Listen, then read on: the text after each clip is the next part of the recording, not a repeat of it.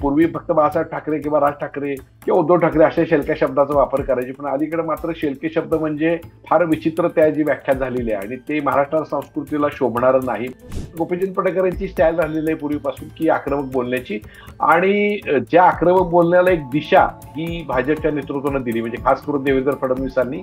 गोपीचंद पडळकर आक्रमक आहेत, पण आक्रस्त्रळपणा त्यांचा वाढत चाललेला आहे आणि याला एक पायबंद घालण्याची गरज आहे. म्हणजे याचा दोष गोपीचंद पडळकरांना कोण देतील असं मला वाटत नाही. हा दोष सगळा देवेंद्र फडणवीसांच्याकडे जातो, कारण त्यांना असाइनमेंट ठरवून दिलेली आहे. जयंत पाटील ज्यावेळी पालकमंत्री होते तेव्हा सुद्धा ज्या वेळेला विधान परिषदेचे आमदार होते गोपीचंद पडळकर, त्यावेळी त्यांना आणि सदामुख खोत या दोघांना विधान परिषदेच्या आमदारांना बोलण्याबद्दल सुद्धा त्यावेळी वाद झालेला होता. म्हणजे ह्या विरोधी पक्षाच्या लोकांना का बोलवत नाही तुम्ही, असं जयंत पाटलांचे आरोप होते. तर तो हे राग कदाचित गोपीचंद पडळकरांच्या मनात असेल. तुम्ही जर भाजपची सगळी जर पूर्वीपासून त्यांची जर पद्धत बघितली तर किती नेत्यांना वापरून फेकून अशी त्यांनी नीती केलेली आहे आणि कुठल्या नेत्यांना बाजूला केलेलं आहे. देवेंद्र फडणवीस पुढचे पंतप्रधान म्हणून RSS त्यांना बघतंय. महाराष्ट्रात सुद्धा इच्छा आहे की त्यांनी पंतप्रधान व्हावं. अशा वेळेला जे वेगळ्या प्रकारचं राजकारण ते आता करू पाहतात किंवा ज्या पद्धतीने ते ज्या वेग त्यांनी पकडलेला आहे त्याच्यामध्ये जी फौज त्यांच्याकडे आहे, म्हणजे गोपीचंद पडळकर असतील, सदामुख खोत असतील, तुमचे प्रसाद लाड असतील, तुमचे प्रवीण दरेकर असतील, तर देवेंद्र फडणवीसांना लक्षात येत नाही की आपण जे सगळं करतोय त्याच्यावर पाणी फिरण्याचं काम ह्या सगळ्या गोष्टी करतो. मला स्वतःला या सगळ्या प्रकरणात देवेंद्र फडणवीस काय कारवाई करतील याची फारशी शक्यता वाटत नाहीये, पण मात्र याची पॉलिटिकल किंमत ह्या सगळ्या लोकांची आणि ह्या सगळ्या गोष्टींची मात्र देवेंद्र फडणवीस यांना मोजायला लागेल हे मात्र निश्चित. त्यामुळे आगामी निवडणुकीत त्याचे पडसाद उमटतील 100%, त्यात काय वादच.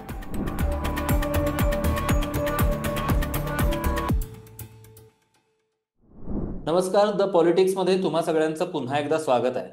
आचार्य अत्रेंनी यशवंतराव चव्हाणांवर एक तुम्ही निपुत्रक आहात अशा पद्धतीची टीका केलेली आणि त्यानंतर यशवंतराव चव्हाणांनी एक फोन केला आणि माझ्या पत्नीला 1942च्या आंदोलनामध्ये लाठीमार झाला होता इंग्रजांकडून आणि त्यात त्यांचं गर्भाशय पूर्णपणे कायमचं निकामी झालं असं त्यांनी सांगितलं. त्यानंतर आचार्य अत्रे त्यांच्या घरी गेले, घरी जाऊन माफी मागितली. माफी मागितल्यानंतर त्यांच्या पत्नींनी सांगितलं होतं की हा भाऊ आता घरी आला आणि ते सगळं दिलदारपणाने यशवंतराव चव्हाणांनी ती गोष्ट त्यावेळी आचार्य अत्रेंना माफ केलं.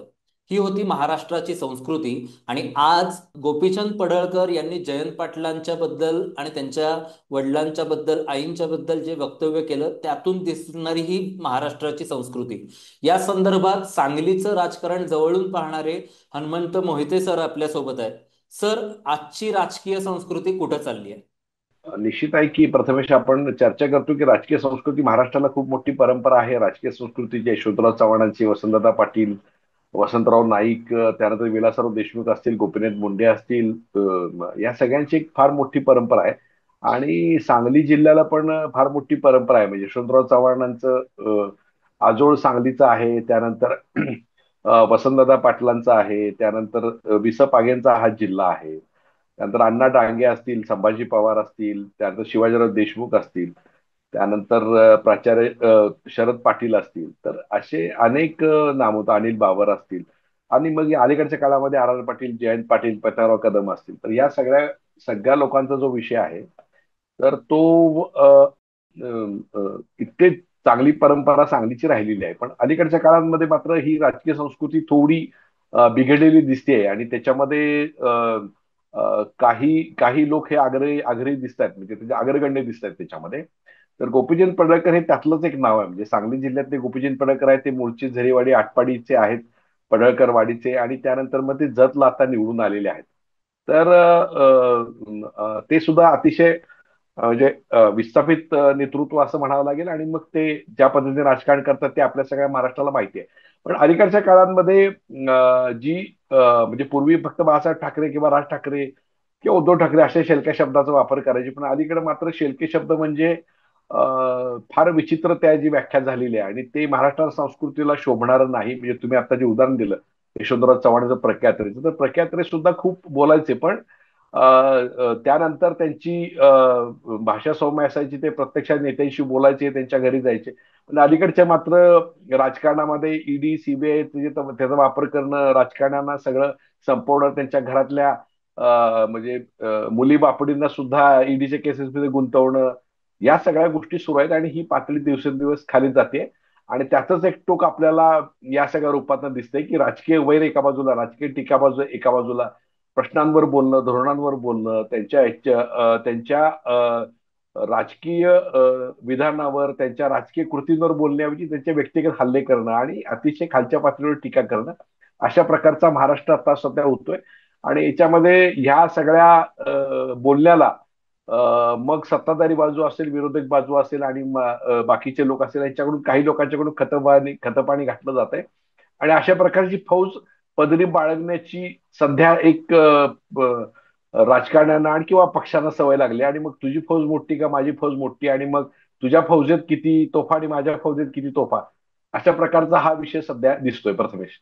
सर, गोपीचंद पडळकरांबद्दल जरासा विस्तृत बोलण्याची इथं गरज मला वाटते. ते विस्थापित नेतृत्वातून तुम्ही येतात असं म्हणलेत.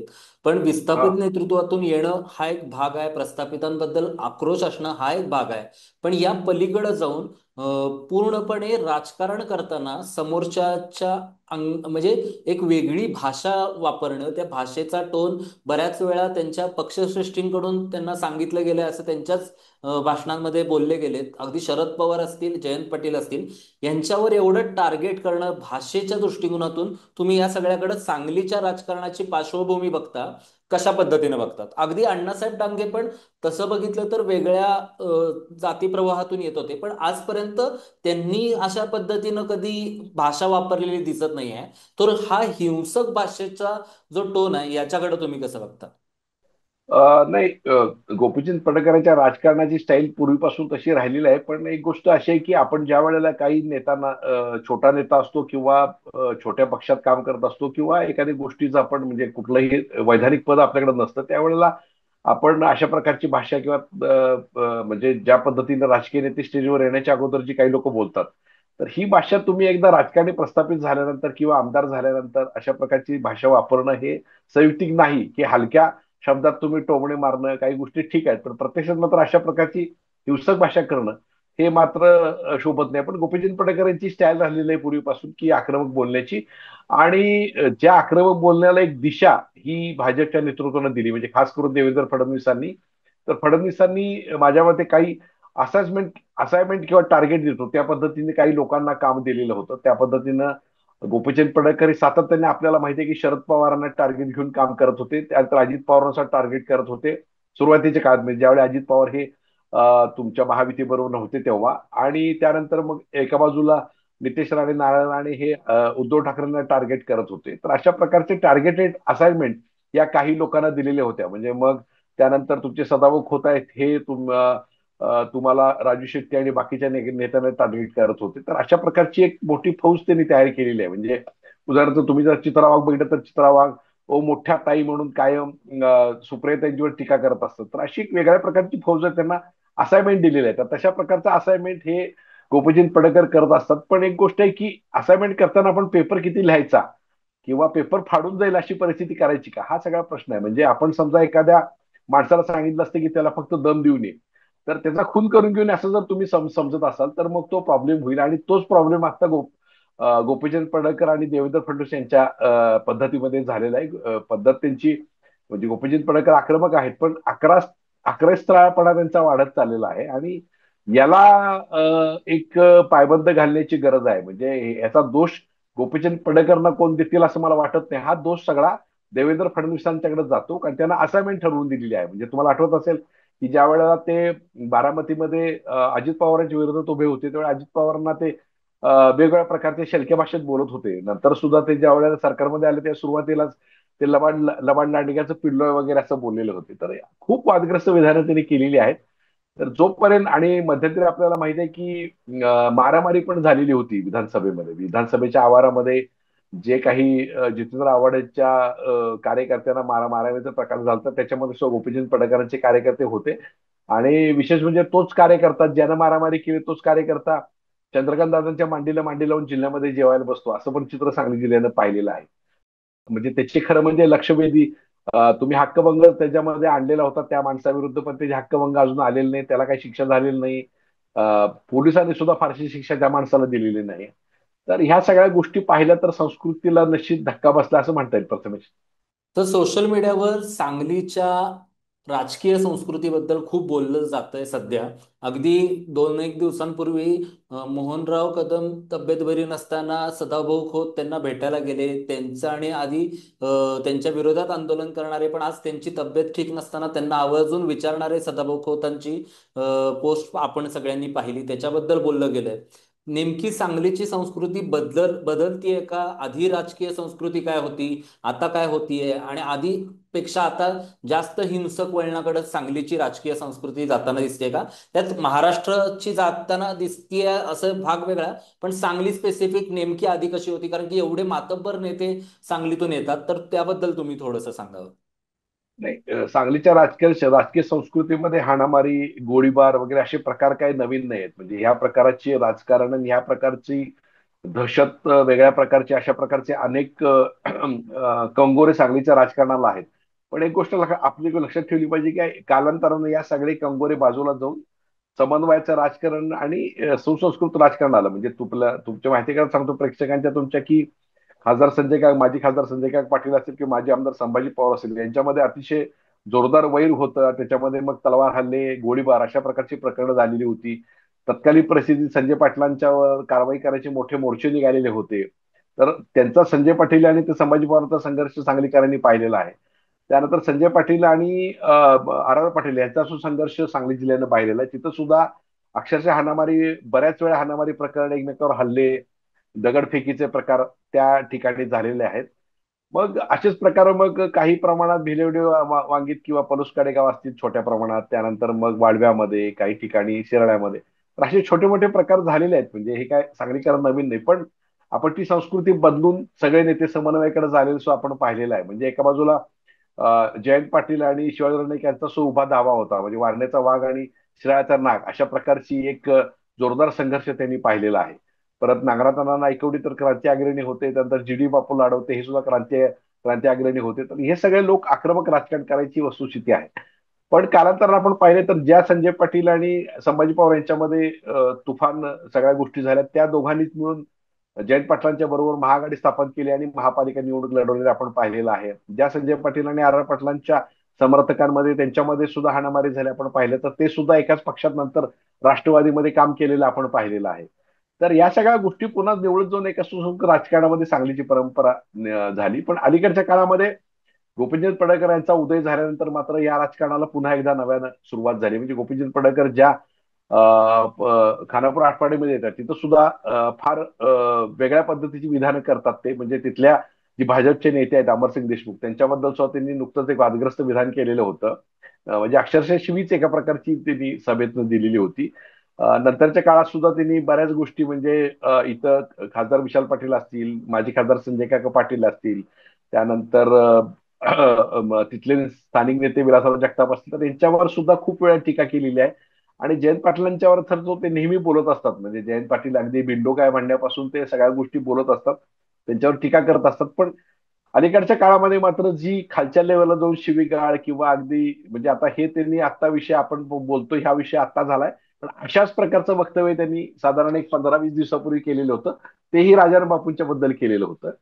तर या सगळ्या गोष्टी म्हणजे वसंतदादांच्या पाटलीबद्दल सुद्धा त्यांनी असंच वक्तव्य केलं होतं. तर या गोपीचंद पाटलांच्या उदयानंतर मात्र या सगळ्या गोष्टी पुढे प्रकर्षण आल्यात. आणि आज सर्व राजकारणी गोपीचंद पडळकरांना कसं त्याच्याबद्दल समजावून सांगायचं किंवा काय करायचं अशा प्रश्नात आहे. म्हणजे आपण माहिती आहे की शरद पवारने सुद्धा याच्याबद्दल नाराजी व्यक्त केली. स्वतः जयंत पाटलांनी कुठली प्रतिक्रिया याच्याबद्दल अजून दिलेली नाही आहे. तर देवेंद्र फडणवीसांच्या पाठबळामुळे, देवेंद्र फडणवीसांच्या एकंदर दिलेल्या त्यांच्या असाइनमेंटमुळे गोपीचंद पडळकर हे करतायत असं वाटतंय. कारण त्याचं नेतृत्व ज्या धनगर चळवळीतून, धनगर आरक्षण चळवळीतून आले, त्या चळवळीचा प्रश्न काही सुटलेला नाही. म्हणजे त्यांनी सुद्धा खूप मोठे मोर्चे काढले आहे. बिरोबा भवनात मोठी शपथ घेतली, तिथं मेळावा झाला आणि स्वतः देवेंद्र फडणवीसांनी पहिल्या कॅबिनेटमध्ये आम्ही धनगर आरक्षण देऊ असं म्हणलेलं होतं.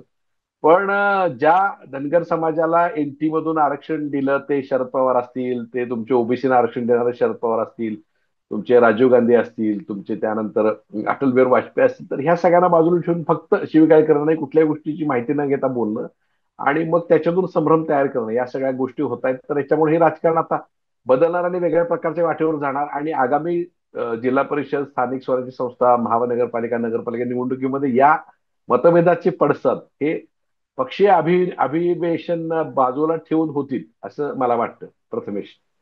सर, मला तुमच्या प्रश्नातनं पडलेले दोन महत्वाचे प्रश्न. असाइनमेंट दिली असं तुम्ही वारंवार म्हणताय, पण जयंत पाटलांवर एवढा रोष, एवढी टीका अशा पद्धतीची जयंत पाटील का टार्गेट केले जात आहेत? भाजपकडून असेल किंवा गोपीचंद पडळकरांकडून असेल, बाकी पण प्रस्थापित नेते आहेत ना, पण जयंत पाटीलच मग टार्गेट का केले जात आहेत? जयंत पाटलांचा प्रभाव सांगली जिल्ह्यात बऱ्याच ठिकाणी आहे. बऱ्याच ठिकाणी ते म्हणजे आपल्याला माहिती आहे लोकसभा निवडणुकीत सुद्धा जयंत पाटलांना टार्गेट करण्यात आलं होतं. तर जयंत पाटलांचं कागदावरचं राजकारण आणि प्रस्थापित राजकारण याच्यामध्ये बऱ्यापैकी थोडा फरक असतो. त्यामुळं अनेक वेळा जयंत पाटील काही कुरघडे करतात. त्यामुळं प्रस्थापित नेते काही वेळा नाराज होतात. म्हणजे स्थानिक पातळीवर सुद्धा म्हणजे जरी आर पाटील आणि अ, जयंत पाटील एकाच पक्षात असतील तर त्यांच्यामध्ये एक सुप्त संघर्ष होता. पत्रकाराव कदम आणि ते एकत्र सगळे बसत असतील कॅबिनेटमध्ये, तो सुप्त संघर्ष होता. त्यामुळे काही कुरघोड्यांचं राजकारण, चढाओढीचं राजकारण हे त्या काळात झालेलं आहे. तर या सगळ्या राजकारणामध्ये काही वेळेला जयंत पाटलांच्याकडून पडळकरांना दुखावलं गेलेलं असू शकतं किंवा काही त्यांना अडचणीत आणणारे निर्णय त्यांनी घेतले असू शकतात. या सगळ्या गोष्टी आहेत. आणि जतमध्ये राजकारण त्यांना करायचं आहे किंवा खानापूर आठवड्याचे राजकारण गोपीचंद पडळकरने केली, त्याच्यामध्ये सुद्धा काही अडथळे हे जयंत पाटलांनी तयार केले असू शकतात. आता बँकेचा कारभार आहे, त्या बँकेच्या कारभारामध्ये सुद्धा काही अडचणी असू शकतात. तर या सगळ्या गोष्टीमुळे जयंतराव त्यांचं टार्गेट आहेत हे बरोबर आहे. म्हणजे आता ही असाइनमेंट दिली की नाही मला माहिती नाही, पण त्यांची असाइनमेंट ही मेजरली पवार फॅमिलीवर असते. त्यामुळे जयंत पाटलांना टार्गेट म्हणजे जयंत पाटील जेव्हा प्रदेशाध्यक्ष होते त्यावेळेला टार्गेट केलं असं काही माहित नाही. आणि स्वतः जयंत पाटील जेव्हा पालकमंत्री होते तेव्हा सुद्धा ज्या वेळेला विधान परिषदेचे आमदार होते गोपीचंद पडळकर, त्यावेळी त्यांना आणि सदाभाऊ खोत या दोघांना विधान परिषदेच्या आमदारांना बोलण्याबद्दल सुद्धा त्यावेळी वाद झालेला होता. म्हणजे ह्या विरोधी पक्षाच्या लोकांना का बोलवत नाही तुम्ही, असं जयंत पाटलांचा आरोप होता. तर तो हे राग कदाचित गोपीचंद पडळकरांच्या मनात असेल. पण ठीक आहे, राग समजू शकतो मी. राजकीय कुरबुडी केल्यामुळे आता आपल्याला माहिती आहे की आपण मागच्या वसंतदादा आणि राजाराम बापू फॅमिलीबद्दल पण बोललेलो होतो. त्यांना राग आहे. याचा अर्थ विशाल पाटील किंवा जयंत पाटील खालच्या लेवलला जाऊन बोलत नाहीत. म्हणजे शालजोडीतनं मारतात की त्या पद्धतीने काही गोष्टी बोलतात, पण एकदमच आई बापाची सगळ्या गोष्टी काढणं, तर ह्या सगळ्या गोष्टी संयुक्त नाहीत. त्यामुळं त्यांना टार्गेट होत असेल. पण जयंत पाटलांना टार्गेट करणं याच्या मागे बरीच अशी मी सांगतो त्या पद्धतीचे राजकीय कुरघोड्याची कारणं आहेत.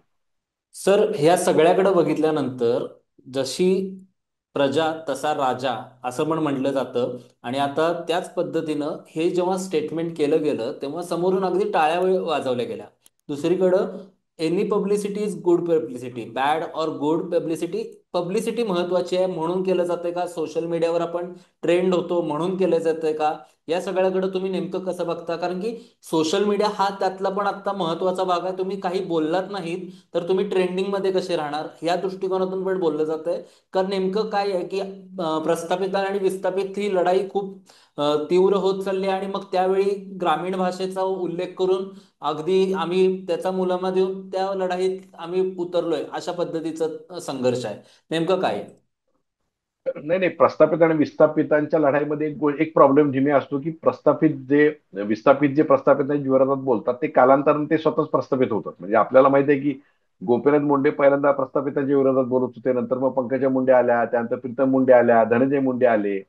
तेच पुन्हा मग प्रस्थापित झाले. मग महाजन प्रमोद महाजनांच्या बरोबर मग त्यांच्या पुन्हा महाजन आल्या. तर छगन भुजबळ आल्यानंतर छगन भुजबळ पुन्हा असंच बोलायचे प्रस्थापितांच्या विरोधात. पुन्हा त्यानंतर मग समीर भुजबळ आले, त्यानंतर मग पंकज भुजबळ आले. तर प्रस्थापितांचा हा विषय होतो. आणि त्याच्यामध्ये आता गोपीचंद पडळकर सुद्धा प्रस्थापित विस्थापित बोलत होते. पण आता त्यांची सगळी जबाबदारी ते जिल्हा परिषदला त्यांचे बंधू प्रमाण पडळकर उभे होते. त्यांचे पडळकरवाडीमध्ये त्यांच्या मातोश्री ज्या वयोवृद्ध आहेत त्या त्यांच्या सरपंच आहेत. तर प्रस्थापित विस्थापित लढ्यामध्ये करता करता कधी आपण स्वतःच प्रस्थापित होऊन जातो, हे प्रस्थापित विस्थापित लोकांना होतं. म्हणजे कसं आहे की मी ज्यावेळी राजकारण करतो त्यावेळेला मी स्वतःला विस्थापित मानतो. आणि मी प्रस्थापित झाल्यानंतर मी माझ्या आसपासच्या लोकांना परत गोळा करायला चालू करतो. तर मग ज्या प्रस्थापितांच्या विरोधात तुम्ही लढाई उभी केली तेच जर तेच जर तुम्ही परत करणार असाल, म्हणजे जयंत पाटील हे अनुकंपा तत्वावरील आमदार आहेत असं ते म्हणत असतील, म्हणजे राजाराम बापूच्या नंतर ते निवडून आले, तर त्यानंतर पुन्हा त्यांचे चिरंजीव प्रतीक पाटील राजाराम कारखान्याचे अध्यक्ष आहेत. तर मग तुम्ही वेगळा पायंडा पाडला असेल किंवा तुम्ही सामान्य लोकांना संधी दिली असेल तर ठीक आहे. तुम्ही तुमच्या संध्या घरातल्या लोकांना देणार असाल तर मग त्यांना प्रस्तावित म्हणण्याला तुम्हाला हक्क आहे. आणि दुसरी गोष्ट, आपण ज्यावेळेला घराणेशाही वगैरे म्हणतो किंवा प्रस्तावित विस्तारित म्हणतो त्यावेळेला त्यांना जनता निवडून देते. आता स्वतः जयंत पाटील हे 8 वेळा निवडून आलेले आहेत. म्हणजे एखादा माणूस एखाद्या मतदारसंघात 8 वेळा निवडून आला असेल तर त्याला आपण कसं म्हणणार जनतेचा पाठिंबा नाही किंवा काही गोष्टी नाही. एकदा ठीक आहे, एकदा तुम्हाला राजाराम बापूंच्या निधनानंतर तुम्हाला मिळालेली संधी ही कदाचित सहानुभूतीने मिळू शकेल. ज्यावेळी तुम्ही सलग त्यानंतर 8 वेळा निवडून येतात त्यावेळी काहीतरी तिथल्या जनतेने विचार केला असेल, काहीतरी काम केलं असेल. लोकशाही प्रक्रियेने निवडून आलेले आहेत. मग अशा वेळेला आपण त्यांना वेगळ्या पद्धतीने तराजूत तुलणं असं म्हणणं नाही. म्हणजे मला मिळालेला जनाधार हा उत्तम आहे, मला मिळालेला जनाधार हा खरा आहे, आणि दुसरा दुसरा मात्र निवडून आलाय तो अनुकंपा तत्वावर किंवा न विचार करतात, असं होऊ शकत नाही ना. तुम्ही ज्या पद्धतीने निवडून आलाय तशा पद्धतीने जयंत पाटील गेले 8 वेळा निवडून येतात, म्हणजे मग तेही काम करतायत, त्यांचाही काहीतरी विचार असेल, त्यांच्या तिथले मतं त्यांच्या जनतेला पटत असतील, तर हे आपण मान्य करत नाही. आपण मग प्रस्तावित विस्थापाची लढाई देतो आणि मग पुन्हा विस्थापित लोक एक 10-15 वर्षांत प्रस्थापित होतात. तर त्यामुळं तो विषय आहे. त्यामुळं हे बदलायचं असेल तर सुरुवात स्वतःपासून करायला पाहिजे, नाहीतर मग माझ्याच घरातले लोक केले आणि मी प्रस्थापितांच्यावर लढणं, हे काय बोलणं संयुक्तिक होणार नाही प्रथमेश. आणि अशी वक्तव्य करून पब्लिसिटी मिळवणं हे आता नेहमी घडताना पण दिसतंय. तर त्याबद्दल तुमचं मत काय सर? नाही, पब्लिसिटी आणि रील या गोष्टी गोपीचंद पडळकर त्यांच्या समर्थकांच्या खूप पहिल्यापासून आवडीच्या राहिल्यात. तुम्हाला माहिती आहे गोपीचंद पडळकरांनी पिक्चर सुद्धा काढलेत, रील पण केलेत, काही गाणी पण त्यांची माझ्या गाडीला ब्रेक नाही वगैरे असं केलेलं आहे. तर त्यांची सिनेमॅटिक पर्सनॅलिटी करून त्यांना खूप आवड आहे त्या सगळ्या प्रकारची. म्हणजे त्यांचे पिक्चर सुद्धा अगदी रंगीबेरंगी स्टाईलचे, दाक्षिणात्य स्टाईलचे पिक्चर आहेत त्यांचे. पण एक गोष्ट, रील आपण करताना रील मधल्या काही गोष्टी आपण नकली करतो, पण ज्यावेळेला आपण प्रत्यक्ष जीवनात सिरियस राजकारण करतो, ज्या वेळेला आपण साधारण एक 3 लाख लोकांचं प्रतिनिधित्व करतो, त्यावेळी आपल्यावर घटनेने काही जबाबदारी दिली आहे. त्यावेळी रीलच्या गोष्टी आणि प्रत्यक्षातलं जीवनातलं भाषण, प्रत्यक्ष जीवनातला आचार, शासन व्यवस्था, प्रशासन व्यवस्था, राजकारणातली संस्कृती, या गोष्टी आपण पाळल्या पाहिजेत. आपल्याला राजकारणामध्ये किती माणसाचा राग आला आणि आपल्याला अगदी म्हणजे आता सध्या रॅडिकल विचारांचा जमाना आहे, अशा वेळेला आपल्या माणसाचा राग आला म्हणजे आपण लगेच त्याचा गळा दाबायला जावं किंवा त्याला हिंसक व्हावं. मग हिंसा मनातली वेगवेगळ्या शब्दांनी बाहेर येणं आणि वेगवेगळे शब्द त्या पद्धतीने जाणं, तर हे मला काही संयुक्तिक वाटत नाही. राग येणं, त्यानंतर मला माझ्यावर अन्याय झालाय म्हणून ठीक आहे, पण तुम्ही अन्याय झालाय म्हणून तुम्ही प्रत्येकाला वाटेल ते बोलत सुटणं, वाटेल ते विचार बोलणं, तर हे मला संयुक्तिक वाटत नाही. तर अशा प्रकारच्या रील्स मध्ये, अशा प्रकारच्या टीआरपी मध्ये किंवा अशा प्रकारच्या सेन्सेशन मध्ये जाणं आणि पुन्हा मग त्यासाठी खूप मोठं विधानं, वेगळी विधानं करणं, पुन्हा मोठी विधानं करणं, पुन्हा मोठी विधानं करणं, तर या सगळ्या गोष्टीमुळे ह्या सगळ्या गोष्टी ऱ्हासाला कारणीभूत होऊ शकतात. कारण आपण माहिती आहे की कुठलाही हिंसक विचित्र पद्धतीचं, म्हणजे कसं आहे की एखादा ऍक्सिडेंट झाला तर लोक बघायला जमतात, एक 10-15 लोक बघायला, पण तिथं मदतीला कोण जात नाही. तर ज्याचा ऍक्सिडेंट झाला त्याला प्रॉब्लेम होतो की आपला रील काढतायत जातात पण आपल्या मदतीला कोण येत नाही, तर तसा प्रॉब्लेम होऊन बसतो. मग रील काढणारे भरपूर आणि प्रत्यक्षात मदत करणारे कोण नाही. ज्या वेळेला आपल्याला पॉलिटिकल, आता आपण बोलतो रील काढायला खूप लोक येतात, पण आपल्याला पॉलिटिकल जखम होते एखादी मोठी, किंवा उद्या समजा काही मोठी कारवाई झाली तर मात्र कोण तिथं वाचवायला येत नाही, अशी परिस्थिती आहे. आणि तुम्ही जर भाजपची सगळी जर पूर्वीपासून त्यांची जर पद्धत बघितली, तर किती नेत्यांना वापरून फेकून द्याची त्यांनी नीती केलेली आहे आणि कुठल्या नेत्यांना बाजूला केलेलं आहे. म्हणजे आपल्याला माहिती विसल ब्लोअर किरीट सोमय्यांची काय अवस्था होती आणि आज काय अवस्था झाली त्यांची. तर त्यामुळं त्या सगळ्या गोष्टी गोपीचंद पडळकरांनी करून घ्याव्यात. त्यामुळे एवढाच मला त्यांची अपेक्षा राहील. सर, मला शेवटचा प्रश्न असा आहे की आता जिल्हा परिषदेच्या निवडणुका येऊ घातल्या आहेत, स्थानिक स्वराज्य संस्थांच्या निवडणुका येऊ घातल्या आहेत. तुम्ही सांगलीच्या हिंसक राजकीय संघर्षाचा इतिहास पण सांगितलात, किंवा त्याचं एक हिंसक वळण कसं आधी होतं आणि आता थोडे वर्ष कमी झालेलं आणि आता पुन्हा त्या लयाला जाताना दिसतंय. जेव्हा अशा ग्रामीण भागातल्या स्थानिक स्वराज्य संस्थांच्या निवडणुका असतात, अशा वेळी भविष्यात हा संघर्ष आणखी टोकदार, हिंसक होताना तुम्हाला दिसतोय का? नाही, त्याच्यामध्ये तुम्ही म्हणता ते खरं आहे की आता सध्या तो टोकदार होतोय, म्हणजे एक जातीय समीकरणातून एक टोकदार झालेला आहे. म्हणजे मराठा आरक्षणाच्या मुद्द्यावर ओबीसी विरुद्ध मराठा, त्यानंतर वंजारी बंजारा समाज, त्यानंतर मग बाकीच्या अशा गोष्टींसाठी एक टोकदार संघर्ष आहे. आणि त्याच्यामुळे लोकांची माथी ऑलरेडी भडकलेली आहेत. म्हणजे महागाई, बेरोजगाराची आणि ह्या धार्मिक भडकणं, जातीय भडकणं, या सगळ्या गोष्टी सुरू आहेत. अशा वेळेला अशा प्रकारचा तणाव होणं हे फार बरोबर नाही आणि ह्याचा परिणाम आगामी काळामध्ये, म्हणजे मी तुम्हाला मगाशीच म्हटलं की स्थानिक स्वराज्य संस्थेमध्ये या सगळ्या गोष्टीचा होईल. म्हणजे हिंसक परिणाम वगैरे काय होईल असं मला वाटत नाही, पण किमान राजकीय ध्रुवीकरण, राजकीय सरमिसळ, राजकीय सगळी म्हणजे आपण भेळ म्हणतो, राजकीय भेळ, तशा पद्धतीची भेळ होण्याची शक्यता आहे. त्यामुळे आगामी निवडणुकीत त्याचे पडसाद उमटतील 100%, त्यात काय वादच नाही. सर, अगदी शेवटचा प्रश्न यामध्ये देवेंद्र फडणवीस काही समज देतील का गोपीचंद पडळकरांना असं म्हटलं जातंय किंवा देतील का याबद्दल साशंकता विरोधी पक्षांकडनं पण सांगितली जातीये. तर नेमकं देवेंद्र फडणवीस गोपीचंद पडळकरांना समज दिली तरी ते प्रस्थापित विस्थापित ही लढाई कंटिन्यू राहताना भाषेचा जो टोन आहे तो कमी होईल का, याबद्दल तुम्ही काय सांगाल? आणि ह्या सगळ्याकडं उत्तर काय असेल की भविष्यात जाऊन हे सगळं संघर्ष असावा, पण तो या पद्धतीचा हिंसक किंवा हिंसक भाषेचा होऊ नये, यावर उत्तर नेमकं काय असू शकतं? हे देवेंद्र फडणवीस हे सुसंस्कृत राजकारणी म्हणून सुसंस्कृत राजकारणी म्हणून आपल्याला माहिती आहे. पण देवेंद्र फडणवीसांनी म्हणजे देवेंद्र फडणवीस हे पुढचे पंतप्रधान म्हणून RSS त्यांना बघतंय. महाराष्ट्रात सुद्धा इच्छा आहे की त्यांनी पंतप्रधान व्हावं. अशा वेळेला जे वेगळ्या प्रकारचं राजकारण ते आता करू पाहतात किंवा ज्या पद्धतीने ते ज्या वेग त्यांनी पकडलेला आहे त्याच्यामध्ये जी फौज त्यांच्याकडे आहे, म्हणजे गोपीचंद पडळकर असतील, सदाभाऊ खोत असतील, तुमचे प्रसाद लाड असतील, तुमचे प्रवीण दरेकर असतील, चित्रा वाघ असतील, तर देवेंद्र फडणवीसांना एक लक्षात येत नाही की आपण जे सगळं करतोय त्याच्यावर पाणी फिरण्याचं काम ह्या सगळ्या गोष्टी करतात. म्हणजे आपण एखादी गोष्ट चांगली घेतली आणि त्याच्यावर पाऊस पडल्यानंतर कसं होतं, तशा प्रकारची गोष्ट देवेंद्र फडणवीसांच्याकडे व्हायला लागली. ते बोलताना नेहमी विकास, मेट्रो रेल्वे प्रकल्प, शेतकऱ्यांची मदत, मराठा समाजाला न्याय, ओबीसीला न्याय, या सगळ्या गोष्टी करताना जर ह्या प्रतिक्रिया सगळ्या लोकांच्या आल्या तर ह्या सगळ्या लोकांच्या बद्दल लोकांचं मत हे कलुषित होत चाललंय आणि ह्या सगळ्या कुटुंबागा तरी देवेंद्र फडणवीस आहेत असा पक्का समज बऱ्याच लोकांचा झालेला आहे. आणि या सगळ्या लोकांना जी मोकळीक दिलेली आहे त्याच्यामुळे देवेंद्र फडणवीस यांची प्रतिमा बाद होते. म्हणजे आज तुम्हाला माहिती आहे की सांगलीमध्ये जे आंदोलन झालं किंवा सांगलीमध्ये जे जतमध्ये मोर्चा निघाला किंवा तुमचा इस्लामपूरमध्ये मोर्चा, याच्यामध्ये देवेंद्र फडणवीसांना जबाबदार धरले गेले सगळ्यांचा.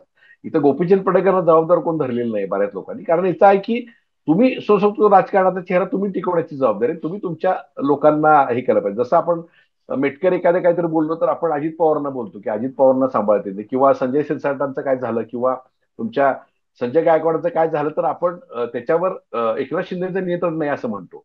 तर हीच गोष्ट देवेंद्र फडणवीसांना लागू होते. ज्या वेळेला ह्या सगळ्या गोष्टी घडतात त्यावेळी देवेंद्र फडणवीसांच्याकडे त्याची सगळ्यात जास्त जबाबदारी जाते. आणि देवेंद्र फडणवीस ज्या पद्धतीने बोलतात आणि ज्या पद्धतीनं सुसंस्कृत राजकारणाचं तत्वज्ञान सगळीकडे देत असतात तर त्या पद्धतीने त्यांची जबाबदारी सगळ्यात मोठा आहे.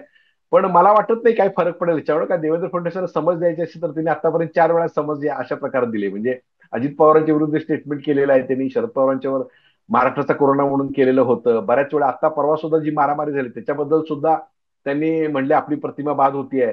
मला आठवत असेल भाषण काय देवेंद्र फडणवीसांनी केलं की महाराष्ट्राची प्रतिमा हे आमदार माजलेत अशी झाली आहे म्हणून. ह्या सगळ्यावर कारवाई काय केली देवेंद्र फडणवीसांनी? कारवाई काहीच केली नाही. त्या ज्या माणसानं मारामारी केली त्याच्यावरचा गुन्हा दाखवून तो माणूस निवांत आहे सगळीकडे. माझं म्हणणं आहे जरब बसावे असं काहीच केलेलं नाही तुम्ही. तर माझं म्हणणं आहे की मला स्वतःला या सगळ्या प्रकरणात देवेंद्र फडणवीस काय कारवाई करतील याची फारशी शक्यता वाटत नाहीये. त्यामुळे पण मात्र याची पॉलिटिकल किंमत ह्या सगळ्या लोकांची आणि ह्या सगळ्या गोष्टीची मात्र देवेंद्र फडणवीस यांना मोजायला लागेल हे मात्र निश्चित. प्रथमेश. तर खूप खूप धन्यवाद. या राजकीय संस्कृतीबद्दल बोलणं खूप गरजेचं होतं, म्हणून हा विषय आज प्रामुख्याने आपण घेतलाय.